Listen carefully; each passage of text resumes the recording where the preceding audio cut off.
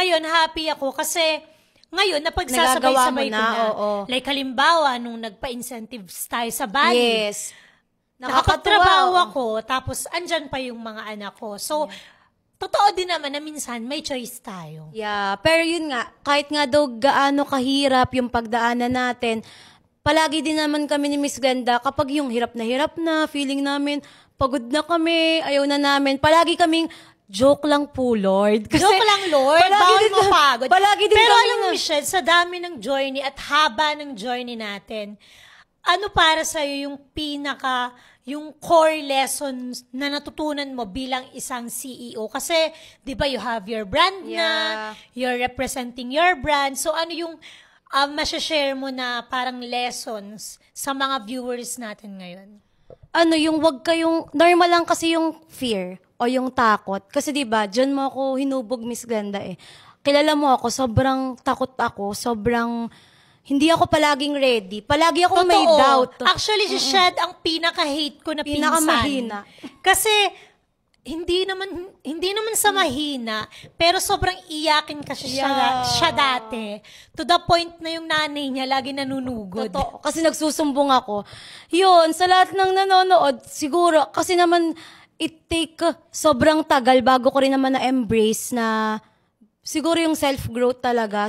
Ang tagal bago ko siya na-realize. Yes, and in-earn mo yun eh. Yeah. And kagaya nga ng sinabi mo sa akin, eto, tandang-tanda ko talaga na sinabi to ni Michelle sa akin na grabe, ang tagal ko na sa Brilliant, pero ganito pala yung ginagawa mo. Yeah, Kasi si Michelle, nagsimula yan sa akin as production head. So, lahat ng production, yun yung ginagawa niya din, sasama siya sa deliveries. But behind everything, hindi niya talaga alam kung ano yung nangyayari. Totoong operations. The suppliers, operations, finance, lahat. Hindi niya alam. So, nung pumasok siya, sabi niya, grabe, madam. Ganito pala yung ginagawa at hinaharap mo everyday. Sobrang nakaka-overwhelm.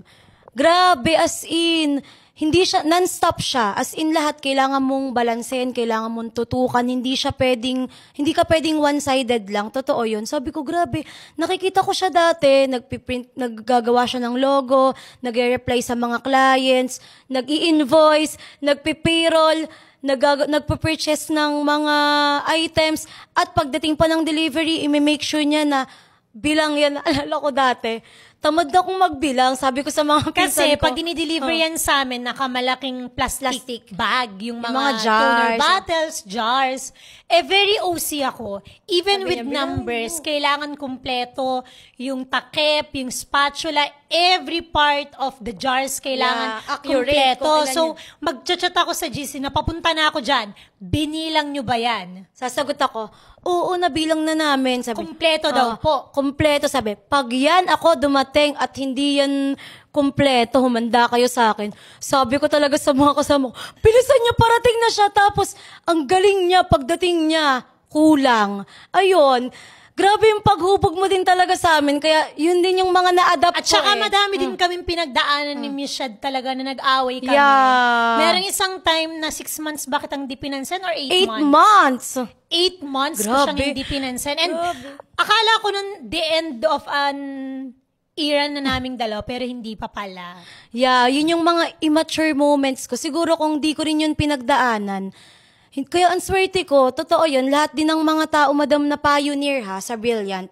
Kahit mo sabihing may mga bago na tayo na mga professionals na may, as in yung mga, grabe na din yung pinag-aralan nila, iba pa din yung mga pioneer na hinubog at ikaw talaga yung nagpalaki sa amin. Kumbaga, kung may parents na nagpalaki sa amin. Para kasi dati kasi, ang dami kong gusto kong mag-artista, gusto kong maging teacher, gusto kong maging broadcaster. So, the way ko tinuturuan yung mga staff ko is like a teacher, diba? Yeah. Meron akong whiteboard, doon ako nagsusulat, as in, iniisa-isa ko talaga sa kanila bawat details. But, yeah, ang dami naming kwento. So, ngayon naman, Michelle, kasi ang haba nito pag ikukwento natin lahat sa kanila, bigyan na lang natin sila ng tips kung paano nga ba maging isang, ayoko namang sabihin successful, but kung paano nga ba maging effective na CEO. Yeah. Ako, nag-notes ako dito eh.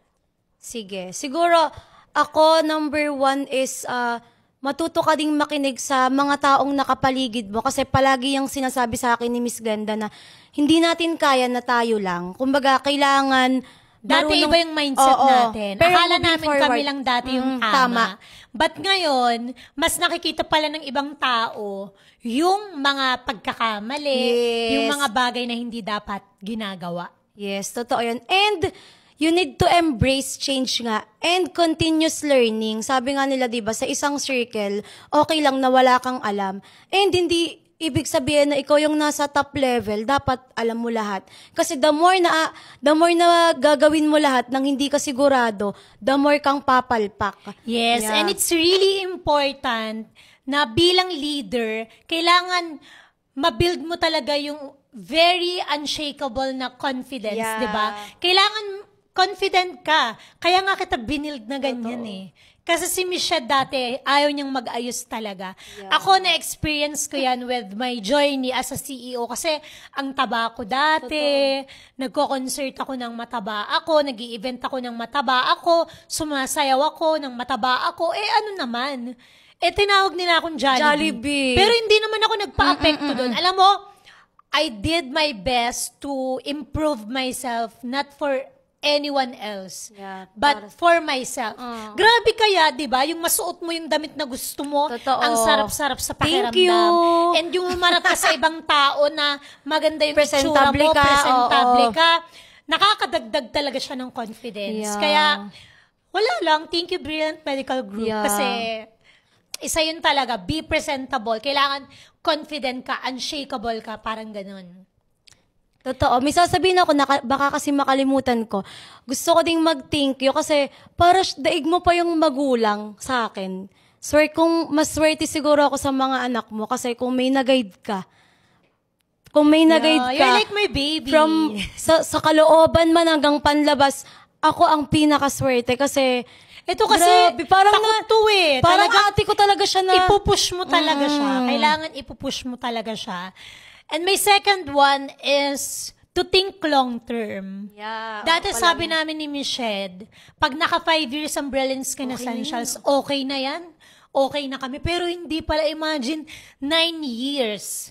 Hindi lang pang-araw-araw yung iisipin mo eh, di ba? Yeah. Kailangan yung buong growth ng company, iniisip mo. Yung goal yung mo. growth ng mga tao mo. Ano ba yung goal mo talaga sa buhay? Ano yung gusto mong Objective marating? mo, oo. Iba kasi kapag planado. Totoo. Di ba? At may tinitingnan kasi before, basta-basta lang kaming umuusad. Pero may pangarap kami, But, may vision kami. Kung Pero mapapansin nyo ba sa akin dati, every night, nagno-notes yes, na ako. totoo.